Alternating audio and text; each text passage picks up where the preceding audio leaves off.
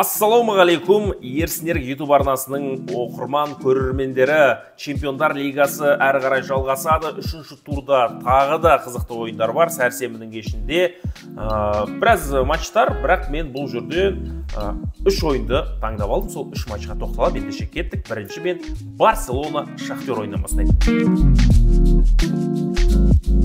H тобында Барселона 6 ұпайы бар, көш бастап тұр.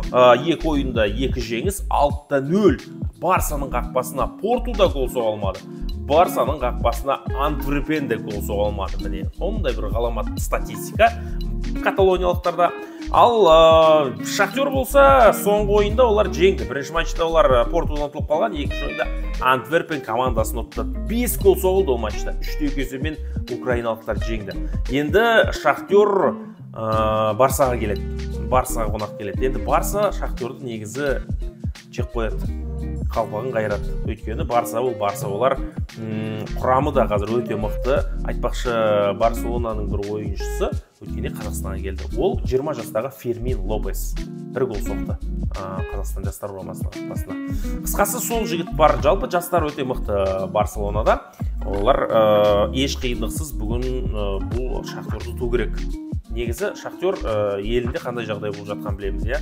Сондықтан да Барса бұл матчта айқын басымдықпен 2 гол айырмашылығымен ұтады деген менде болжам бар. Өйткені бабында Барселона бүкіл ойыншылар ойнайды сол матчта. Соңғы ойындарда сабыр қатты қиындық болмады, қорғаныс өте мықты. Соңғы чемпиондар лигасында олар топтан шыға алмай жүрген білеміз ғой. Енді осы жолы топтан бірінші орынмен шығатындығына ешқандай күмән жоқ. Бақшымен ғой, осыған Хави бапкер емес. Дәлдік біле жатыр. Мен сөзімді мүмкін жеткізген жарқын. Хави жайлап бапкер болып келе жатыр. Топ болмаса да, топ болады жарқ құдай қаласа. Барса бұл ойында жеңеді. Ешқандай күмән жоқ. Келесі екі ойын мені қатты қызықтыратын, ойландыратын ол F тобы. Міне F тобында Ньюкасл Боруссия Дортмунд командасын қабылдайды. Ньюкасл қазір ПСЖ, Милан, Силан, Боруссия, Маруссия бәрін артта тастап 2 турдан кейін бірінші орында тұр. 4 ұпай бар. Соңғы ойында олар Пари Сен-Жерменді пашағын шығарып 4-1 есебімен ұта салды. 4-1 ПСЖ Месси, Неймар болғанда ма деп сұрауым мүмкін ғой, бірақ олар жоқ. Олар болса да ұтайын деп тұр. Мына Ньюкаслың негізі қатты ойын деген. Ойыншылары да сондай бір физически өте мықты. ПСЖ-ға қарсы ойында көрдіңіздер. Кеше олар ПСЖ-дан кейін сол қарғыммен Кристал Пэласке де 4 гол соғып тастады. Өзі 4 гол соғуды әдетке айналдырған команда екен. Ал Боруссия Дортмунд ішкі чемпионатта ешкімнен әлі жеңілген жоқ. Тек қана чемпиондар лигасында сәтсіздеу бастады. Оларда бір жеңіліс бар. Боруссия Дортмундта ПСЖ-дан 2-0 ұтылып қалған, ал соңғы ойында Миланмен тең ойнады. Енді ол сондай бір лас, нашар, көруге тұрмайтын, архивтен өшіретін ойын бұл Дортмунд пен Миланның ойыны. Голы жоқ, пасы жоқ, түгі жоқ, биылдыққа дымы жоқ ойын болды енді шыны керек. Ол ойынды мүлдем көрмеңіздер. Енді бұл матчта Боруссия Дортмунд жеңе ала ма Ньюкасл? Менің ойымша олар жеңе алмайды, бірақ гол соғады. Осы матчта бір ағыл-тегіл гол болады деген менде болжам бар. Боруссия Дортмундта гол соғу керек, және Ньюкасл Юнайтед командасы да гол соғу керек. Менің ойымша енді Боруссия Дортмунд командасы Ньюкаслдан жеңілмейді. Ньюкасл енді ПСЖ-ны ұтты екен, Миланмен тең ойнады екен деп бәрін қыра салмайды негізі. Сондықтан мен осы жолы сарылардың ұпай алатынына көбірек сенемін. Боруссия Дортмунд ұпай алады, гол соғады. Бұл жерде Боруссия Дортмунд жеңілмейді деп те ойлаймын, және бұл матчта көп гол болады деп ойлаймын. Кемінде 3 гол соғылады.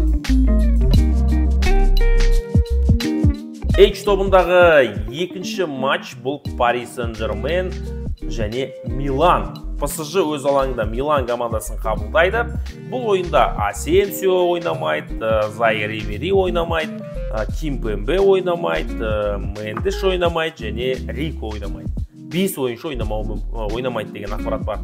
Ал Миланда Бенасер ол түсінікті, және Лофтус-Чик, одан кейін Саму Чугуезе, тіпті Раде Круничтің де алаңға шықпауы мүмкін.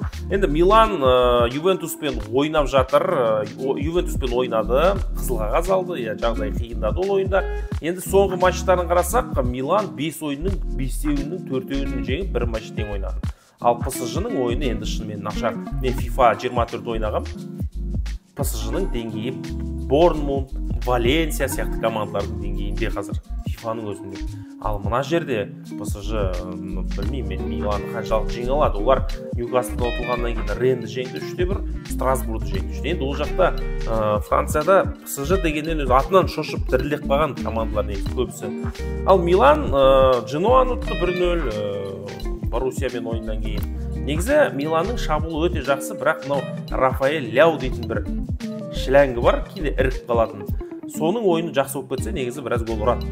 Ал менің болжам бұл Милан жеңеді. Ешқандай мен күмәнданбай Миланның осы ойынды ұтатынына, PSG-да ешқандай мотивация да жоқ ұтады. Луис Энрикеге уақыт беру керек шығар, келесі жылы жақсы команда шығарар, бірақ бұл жылы ол PSG мен Миланға жол бере салады деп ойлаймын. Милан жол сұрамайды да олар. Берме, кешір дейді да, бір-екі гол тастап жүріп, бұл ойында Милан жеңеді. Міне, сәрсенбі күнінде осы 3 матч таңдап алдым. Жалпы барлық ойындарға тоқталатын болсақ, енді қысқа да нұсқа барлық чемпиондар лигасындағы осы сәрсенбі күнгі ойындарға тоқталсам, Барселона Шахтер, бұл жерде Барса айқын жеңеді. Фейнорд Лацио, Фейнорд командасы Лациодан ұтылмайды. Антверпен Порту бұл ойында гол көп болады, 3 гол кемінде. Және Лейпциг Цервена Звезда, Лейпциг спокойно, расслабонмен ұта салады бұл ойын Цервена Звезда. Селтик Атлетико жеңеді. Селтик өткенде көрдім ойынын, онша емес. Атлетико кешегі Ла Лигадағы ойынмен басынан аяғына көріп шықтым, олар Сельтаны кәдімгі қарсылас көрмей ұта салды. Атлетико жеңеді, ал Young Boys Манчестер Сити, Холланд жеңеді. Young Boys сол тырысады, енді голда соғады жер, Young Boys жақсы команда, бірақ Манчестер Сити шынатпайды олар. Сол сәрсенбі матчтарға болжам осындай. Ерсін Ерік YouTube арнасына тіркеліңіздер, коммент жазыңыздар, лайк басыңыздар, қолдайыңыздар, комменттарыңызды оқып, қорытынды шығарамыз. Сондықтан да әрдайым тіркеліп, видеоларды өткізіп алмаңыздар. Үлкен рахмет.